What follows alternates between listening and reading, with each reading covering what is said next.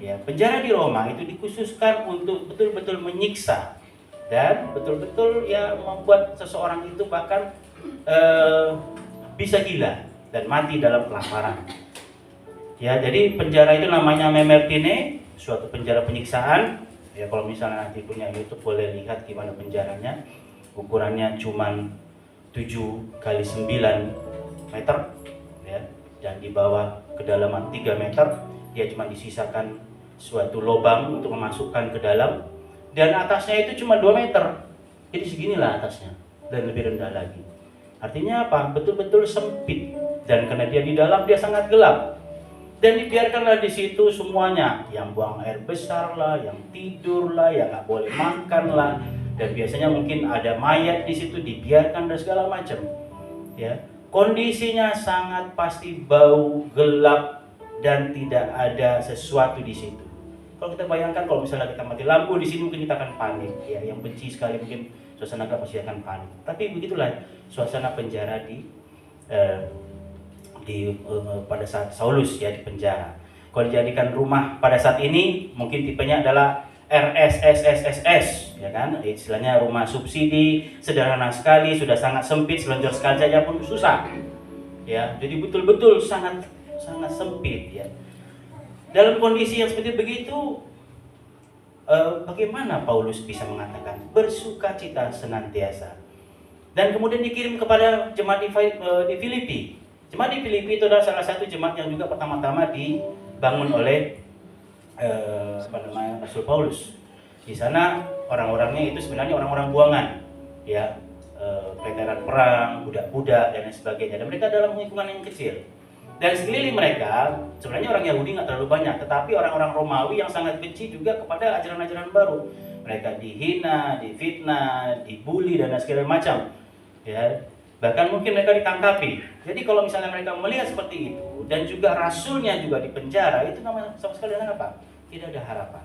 No hope, hopeless. Ya. Nah, itu masa dulu.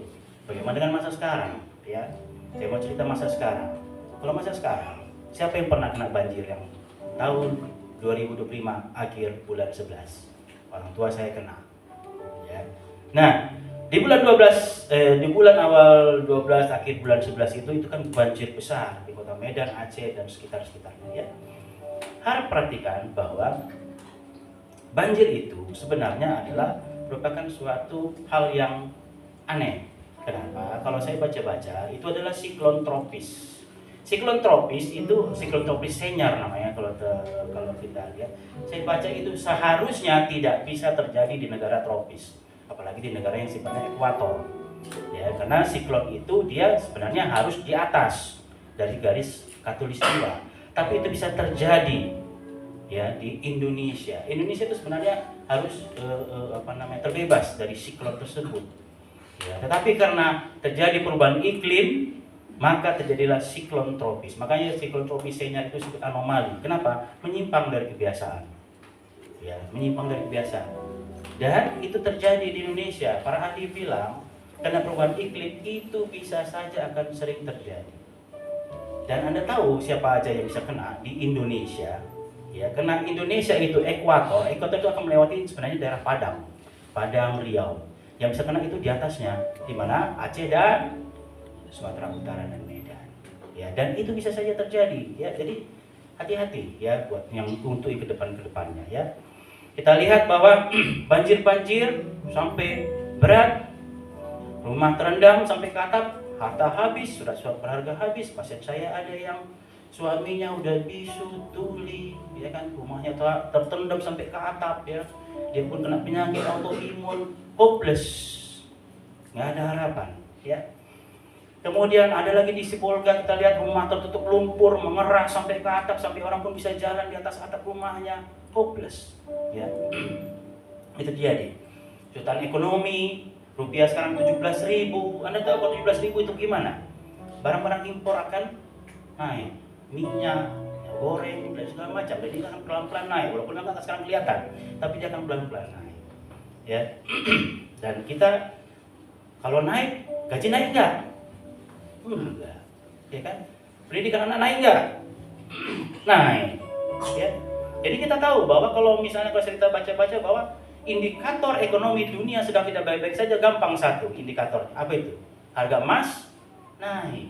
Kalau harga emas naik berarti indikator ekonomi dunia ini sedang tidak baik-baik saja. Sekarang dulu harga emas masih 600.000, 300.000 dulu ya. Sekarang naik jadi 1 juta, naik 2 juta, sekarang hampir 3 juta, 2,9. Artinya orang memburu emas untuk apa? Untuk disimpan supaya tidak inflasi duitnya. Itu tandanya apa? Orang khawatir bahwa suatu saat ekonomi dunia ini kan sedang akan resesi, duit dunia tidak akan berguna lagi. Maka orang beli emas. Ya, sekarang dunia pun sedang bergejolak. Ya, Amerika lawan Venezuela, sekarang Amerika lawan Iran. Iran adalah pembuat nuklir nomor 1 ya. Presiden kita SBY sudah mengatakan bahwa kemungkinan akan terjadi perang dunia ketiga dan waktu semakin menipis. Ya. Dan kita lihat bahwa sekarang apa yang terjadi? PBB pun tidak dihargai. Kalau PBB tidak dihargai berarti apa? Tidak ada lagi yang bisa menjaga dunia ini. Orang bisa suka-sukanya aja. Amerika bisa akan menyerang Iran. Kemudian Cina akan bisa menyerang Taiwan, Korea Utara bisa akan menyerang Korea Selatan, dan apa yang terjadi? Itu semua bahan-bahan yang mempunyai nuklir semua.